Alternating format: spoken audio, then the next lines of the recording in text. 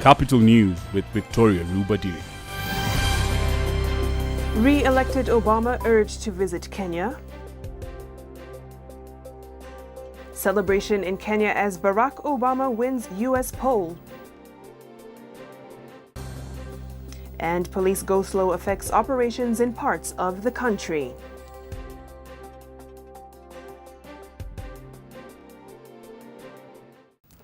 It's Wednesday, the 7th of November, 2012. Hello and welcome. Let's jump into our top stories of the day. Kenyans joined the rest of the world in congratulating U.S. President Barack Obama on his historic re-election after transcending a dragging economy and the stifling unemployment that haunted his first term. In his ancestral home of Kogelo, his grandmother Sarah Obama said he won because he knows how to love all the people, while others urged him to make a visit to Kenya. Those interviewed in Nairobi said they are proud of Obama because he has roots in Kenya. Obama delivered his victory speech in Chicago moments after being re-elected to a second term in office, describing it as just the beginning and emphasized the need to move forward for the development of the nation. He further thanked everyone who campaigned and voted for either party, including Vice President Joe Biden, as well as his own wife Michelle and his daughters Sasha and Malia. His rival Mitt Romney, who came close in the contest, conceded defeat, opening his concession speech by congratulating Obama and his campaign. He expressed confidence the re-elected president will be successful in guiding the nation through a challenging time and thanked Paul Ryan, his running mate, saying that after his wife Ann, he was the second best choice he's ever made. Romney pointed out that he's counting on America's businesses to invest in the country and create new jobs, and says he believes in the people of America. The journey has been long. We have picked ourselves up. We have fought our way back. And we know in our hearts that for the United States of America, the best is yet to come. Tonight, you voted for action, not politics as usual. You elected us to focus on your jobs, not ours. And in the coming weeks and months, I am looking forward to reaching out and working with leaders of both parties to meet the challenges we can only solve together. Reducing our deficit, reforming our tax code, fixing our immigration system, freeing ourselves from foreign oil. We've got more work to do. And I wouldn't be the man I am today without the woman who agreed to marry me 20 years ago.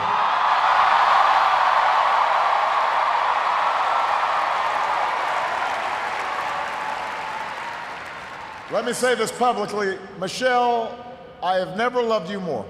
I have never been prouder to watch the rest of America fall in love with you too, as our nation's First Lady.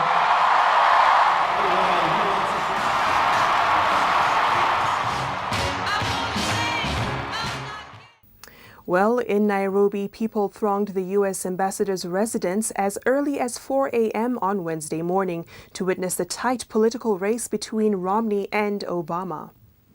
They said there was a lot that Kenya can emulate to change the political landscape in the country. Salaries and Remuneration Commission Chairperson Sarah Serem, who was at the ambassador's residence to watch the election, says politicians should vie for seats for the sake of serving public interests.